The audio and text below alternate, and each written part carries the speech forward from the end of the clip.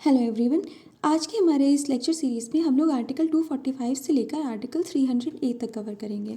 सबसे पहले देखते हैं पार्ट 11। तो पार्ट 11 बात करता है relations between the union and the states. तो यहाँ पर सेंटर स्टेट रिलेशंस की बात की जा रही है। इसमें दो चैप्टर्स हैं आपके। फर्स्ट चैप्टर है लेजिस्लेटिव रिलेशंस और सेकेंड चैप्टर है एडमिनिस्ट्रेटिव रिलेशंस। पहले देखते हैं लेजिस्लेटिव रिलेशंस। तो आपका 245 आर्टिकल बात कर रहा है extent of laws made by parliament and by the legislature of the states. ये टॉपिक आपका प्री और मीन्स दोनों के लिए बहुत इंपॉर्टेंट है, ठीक है। तो इसके प्रोविजंस अच्छे से पढ़ लीजिएगा। सबसे पहले देखते हैं इसमें डॉक्ट्रिन ऑफ टेरिटोरियल नेक्सस है आपका। इसमें क्या दिया हुआ है कि पार्लियामेंट जो है वो पूरी टेरिटरी ऑफ इंडिया के लिए बना सकता है लॉ। मतलब जो इंडिया की जितनी भी टेरिटरी जहाँ तक एक्सटेंड होती है वहाँ तक लॉ मेकिंग पावर किसके पास है? पार्लियामेंट के पास। और स्टेट की जितनी टेरिटरी एक्सटेंड होती है उसमें किसके पास पावर है? स्टेट लेजिस्लेचर के पास, ठीक है। तो पार्लियामेंट पूरे इंडिया के लिए और स्टेट लेजिस्लेचर सिर्फ स्टेट के लिए लॉ बनाएगी, ठीक है। ये 245 बात कर रहा है। इसके बाद देखते हैं आर्टिकल 246। ये बात करता है subject matter of laws made by parliament and by the legislatures of the states.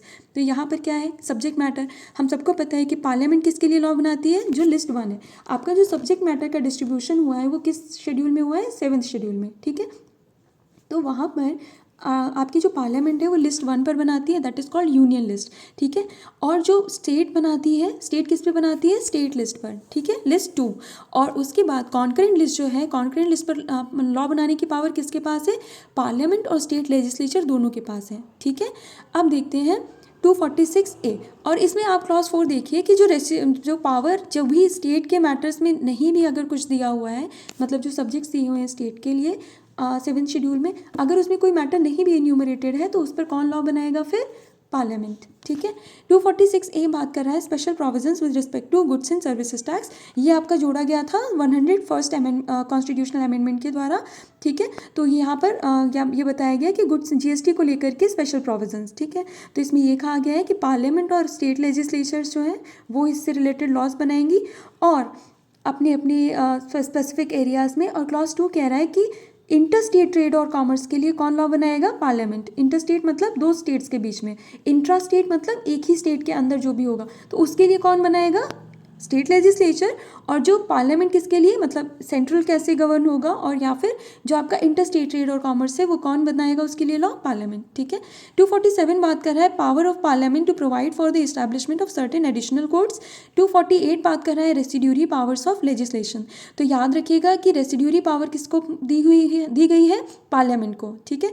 तो हमेशा याद रखिएगा रेसिड्यूरी पावर कॉन्स्टिट्यूशन में जहाँ पर ये लेजिस्लेटिव रिलेशंस है तो पार्लियामेंट को दी हुई है, ठीक है। और इसमें आपकी कोई भी law relating to taxation law जो होते हैं ना आपके टैक्स स्टेट्यूट्स, उनके ऊपर भी लॉ बनाने की पावर किसके पास है? पार्लियामेंट के पास। 249 आपका है कि जहाँ पर पार्लियामेंट आपके स्टेट लिस्ट की किसी भी मैटर पर लॉ बना सकती है। कैसे बनाएगी? 2-3 चीज़ें हैं, 2-3 मतलब आपका 249, 250 ये सब आर्टिकल्स आपका इसीलिए बताते हैं कि आपका कब पार्लियामेंट के पास पावर होगी स्टेट लिस्ट पर लॉ बनाने की। तो यहाँ पर कहा गया है कि अगर काउंसिल ऑफ स्टेट ने एक रेजोल्यूशन पास किया है, ठीक है, और रेजोल्यूशन कितने लोगों के द्वारा पास होना चाहिए? Not less than 2/3 of the members present and voting, ठीक है। तब क्या होगा और किस लिए? अगर नेशनल इंटरेस्ट में काउंसिल ऑफ स्टेट्स मतलब राज्यसभा को ऐसा लगता है कि इस एक पर्टिकुलर सब्जेक्ट पे पार्लियामेंट को लॉ बनाना चाहिए, तो फिर वो क्या करेगी? पार्लियामेंट को मतलब आप एक रेजोल्यूशन पास करके फिर रिक्वेस्ट करेंगे and then parliament will make a law, ठीक है। विद एंड ऑल्सो अभी आपका 101st अमेंडमेंट के बाद से आपका जीएसटी भी ऐड हो गया इसमें, ठीक है। और इसमें जो रेजोल्यूशन पास होगा क्लॉज 1 में वो 1 साल के लिए होता है, ठीक है। ये टाइम पीरियड याद रखिएगा। 250 है नेक्स्ट आपका power of parliament to legislate with respect to any matter in the state list if a proclamation of emergency is in operation. That means कि पहला क्या हो गया? नेशनल इंटरेस्ट में अगर राज्यसभा ने रेजोल्यूशन पास किया है तब आपका सेंट्रल है जो है पार्लियामेंट वो लॉ बना सकती है। और दूसरा कब है? अगर इमरजेंसी चल रही है, ठीक है, अगर प्रोक्लेमेशन ऑफ इमरजेंसी हुआ है तो फिर क्या होगा? पार्लियामेंट के पास पावर आ जाती है ना लॉ बनाने की, तो वहाँ पर स्टेट लिस्ट पर पार्लियामेंट लॉ बना सकती है। आर्टिकल 250 नेक्स्ट बोला गया है 251 बता रहा है कि अगर इनकन्सिस्टेंसी हो जाती है 249 और 250 के बीच में तब क्या होगा?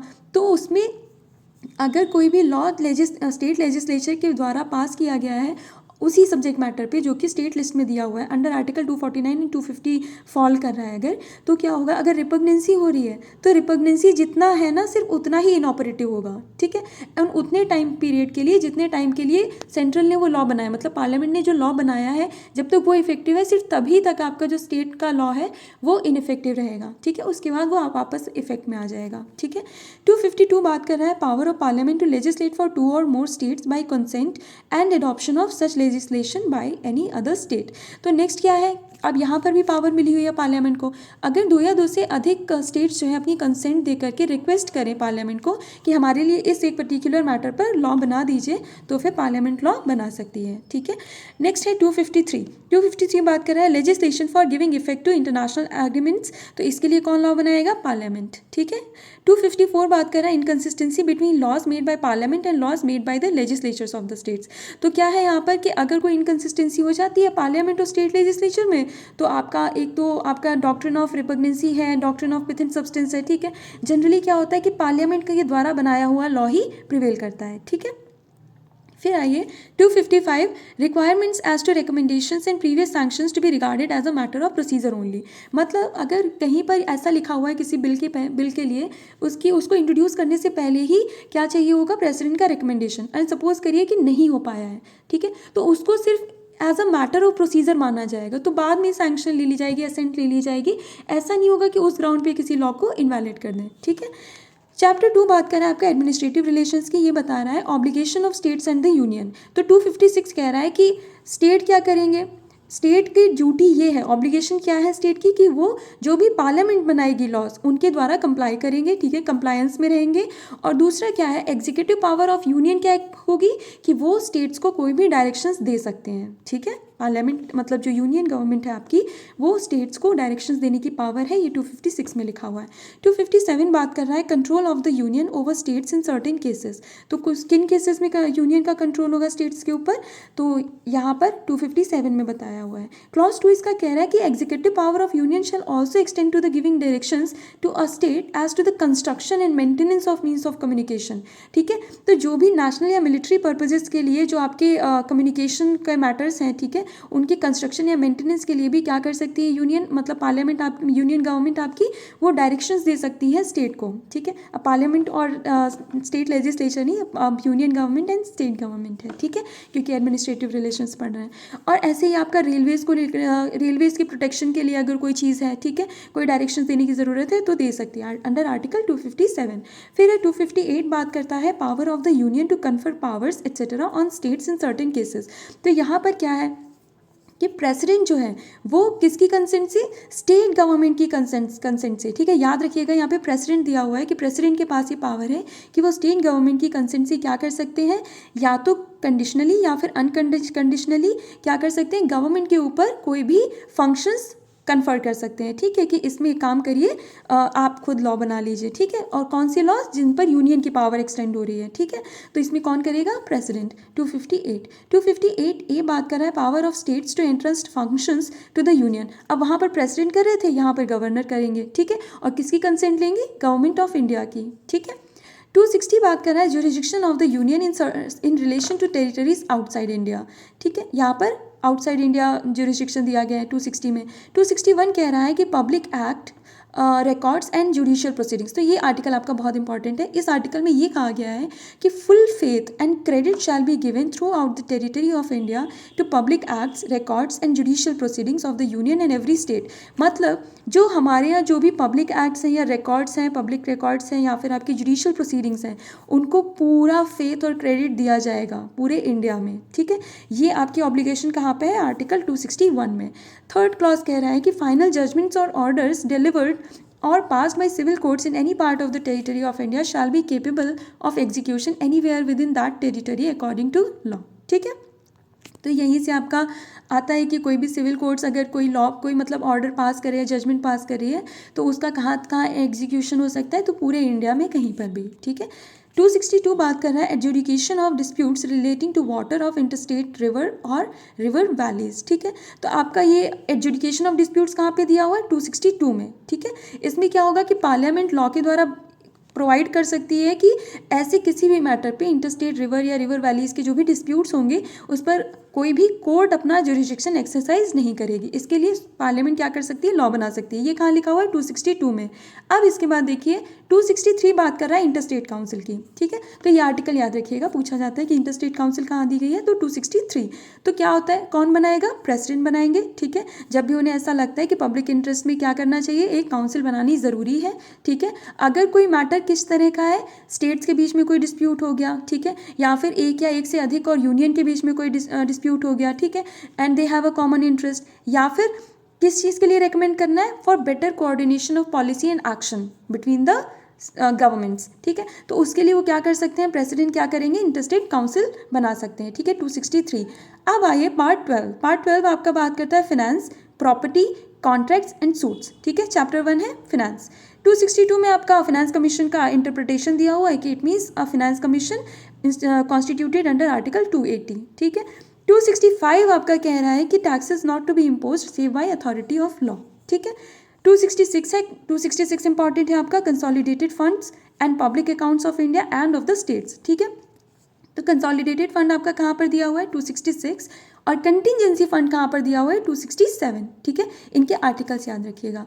तो अब क्या है, कंसोलिडेटेड फंड्स ऑफ इंडिया में आपके क्या क्या चीज़ें आ जाएंगी, जितने भी नेट प्रोसीड्स हैं टैक्सेस की, ठीक है, जो जितनी भी ड्यूटीज़ मिली हैं या फिर रेवेन्यूज़ जितने भी रिसीव किए जाएंगे गवर्नमेंट ऑफ इंडिया के द्वारा, या फिर लोन्स जितने भी रेस किए जाएंगे, या फिर रीपेमेंट ऑफ लोन, तो जितना भी ऐसा मनी होगा वो किस में जाएगा, आपका कंसोलिडेटेड फंड ऑफ इंडिया में, ठीक है।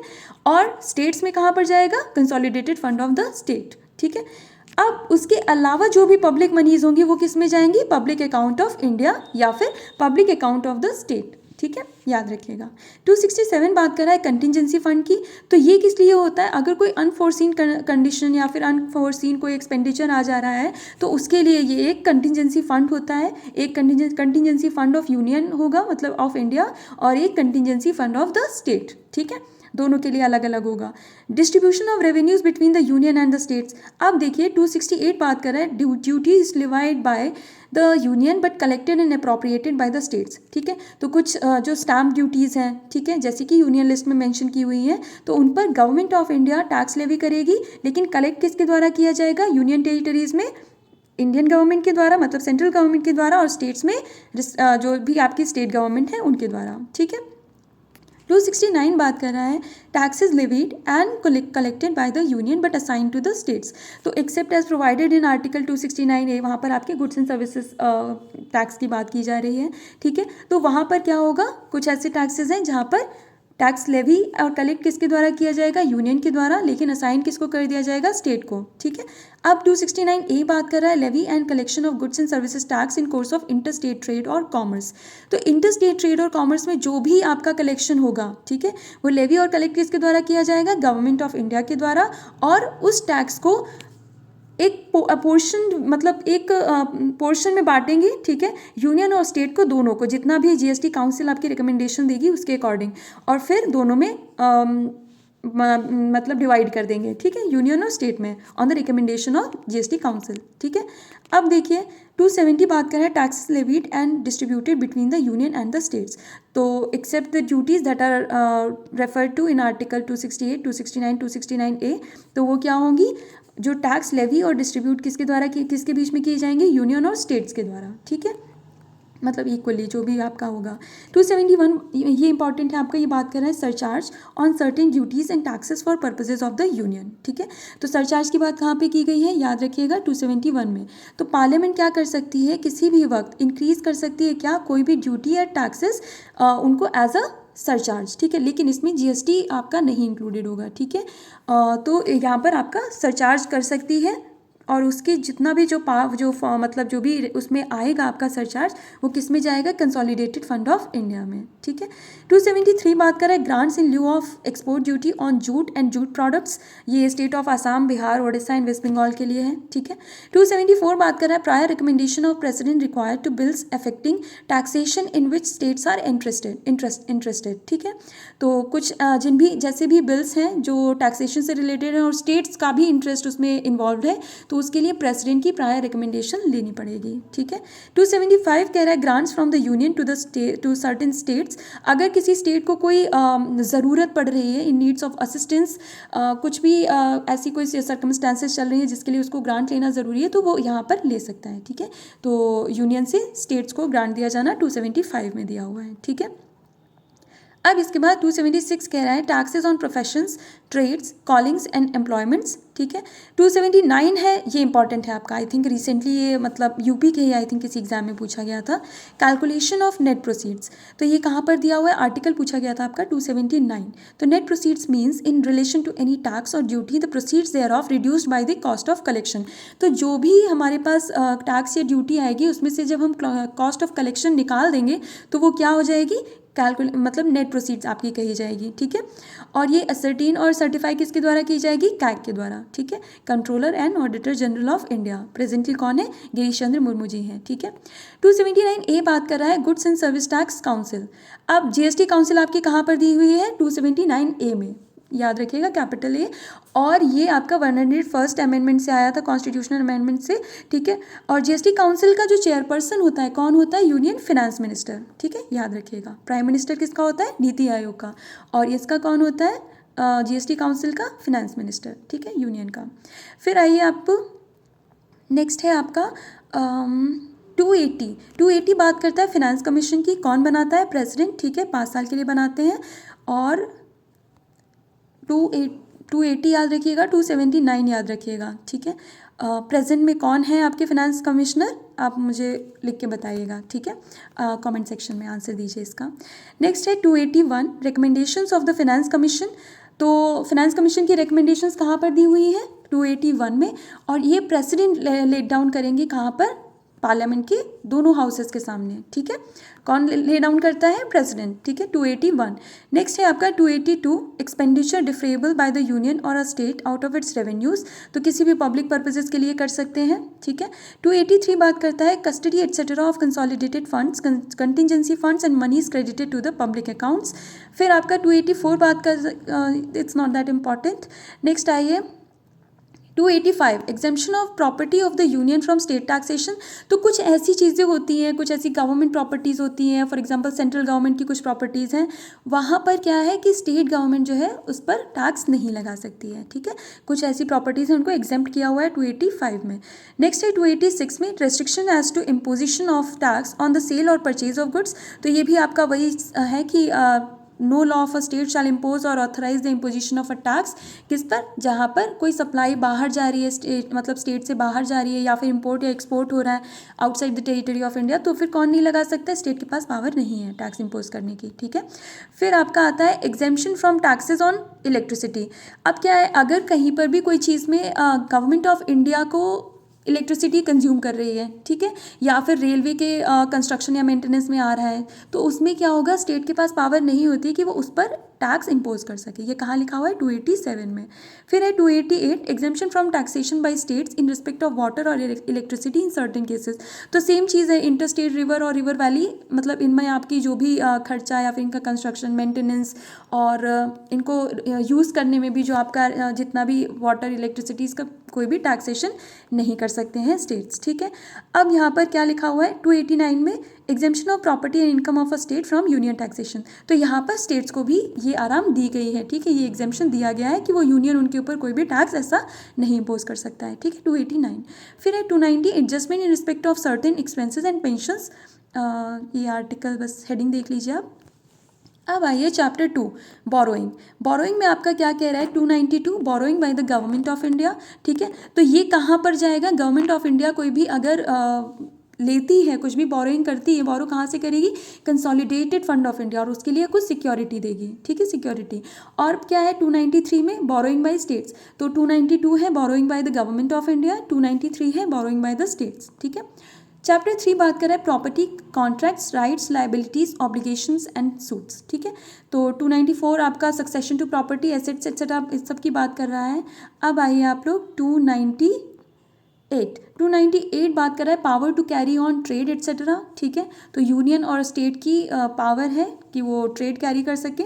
नेक्स्ट आपका, अब ये बहुत इंपॉर्टेंट है, contractual liability of the state, जो आप पढ़ते हैं ना, टॉर्ट में भी पढ़ते हैं, और tortious liability of the state, contractual liability of the state, तो ये सब आपकी इसमें भी दी हुई है कॉन्स्टिट्यूशन में। तो कॉन्स्टिट्यूशन का 299 आपकी contractual liability of the state की बात कर रहा है, और 300 आपका टॉर्टियस लाइबिलिटी की बात कर रहा है, ठीक है।